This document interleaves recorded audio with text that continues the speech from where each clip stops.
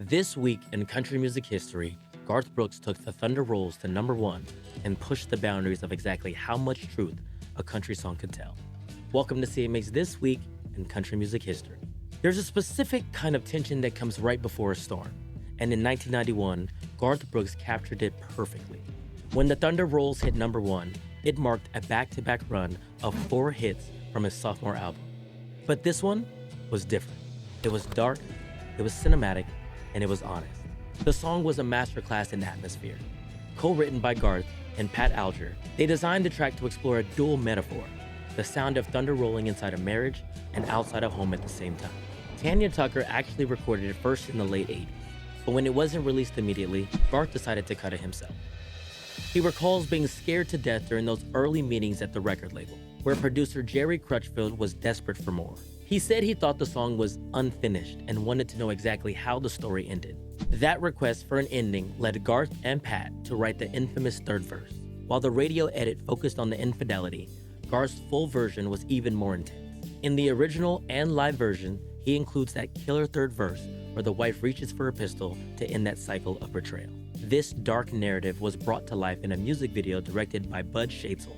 It explicitly depicted an abusive husband's violent end, and the imagery was so raw that CMT and the Nashville network actually banned the video shortly after its release. Rather than hurting the song's momentum, the controversy turned into a must-see event, fueling the success of No Fences, which the RIAA eventually certified 18 times platinum. Believe it or not, the industry fully embraced the power of Garth's vision despite the pushback. At the 25th annual CMA Awards in 1991, Garth Brooks took home the night's biggest award, Entertainer of the Year. No Fences also secured CMA Album of the Year, and the Thunder Rolls served as the centerpiece of that victory. And that band video? It won CMA Music Video of the Year. This win signaled that Garth's bold cinematic approach to difficult topics like domestic violence was exactly what the genre needed to evolve. Looking back, the Thunder Rolls acted as the bridge between traditional storytelling of the past and the high-production stadium era of the future. It gave permission for country artists to tackle complex themes through a dramatic lens, opening the door for songs like Independence Day and Concrete Angel by Martina McBride, which confronted domestic violence and child abuse head-on. Its influence can also be heard in Whiskey Lullaby by Brad Paisley, Alyssa Lies by Jason Michael Carroll, Goodbye Earl by The Chicks, and many more.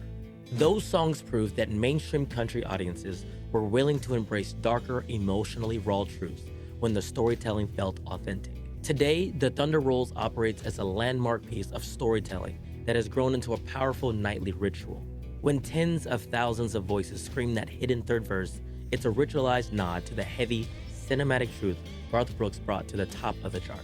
Ultimately, Garth Brooks showed that playing it safe wasn't a requirement for success. The networks might have pulled the plug on the footage, but the fans claim the story as a definitive anthem of truth.